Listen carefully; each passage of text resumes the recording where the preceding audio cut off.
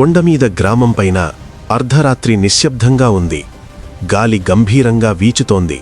మెరుపులు ఆకాశాన్ని చీలుస్తున్నాయి. ఆ కొండపై ఉన్న చిన్న పేద గుడిసెలో తల్లి ఒడిలో ఆకలితో ఏడుస్తున్న బిడ్డ.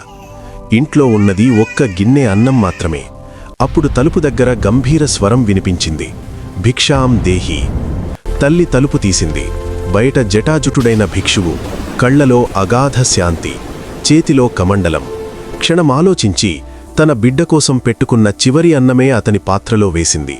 దేవుని అతిథి ముందు నా స్వార్థం చిన్నది అన్నట్లుగా ఆమె నమస్కరించింది. అదే క్షణం కొండమీద ఆకాశం గర్జించింది. మెరుపు గ్రామం మొత్తాన్ని వెలిగించింది. దూరంలో పోలీస్ జీపు బ్రేక్ శబ్దం వినిపించింది. ఎస్ఐ పిడుగు అక్కడికి చేరుకున్నాడు.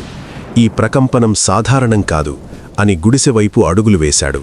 అతను చూస్తుండగానే భిక్షువు రూపం మారింది. జటలు విప్పాయి. గంగ ప్రవహించింది. నీలకంఠుడు ప్రకాశించాడు. మూడవ కన్ను జ్వలించింది.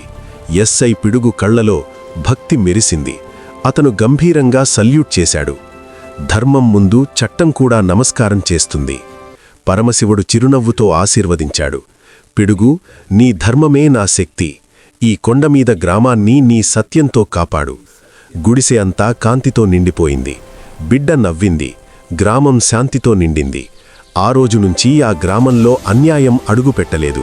ఎందుకంటే అక్కడ భిక్షగాడిగా వచ్చినవాడు శివుడు, కాపలా కాసినవాడు పిడుగు.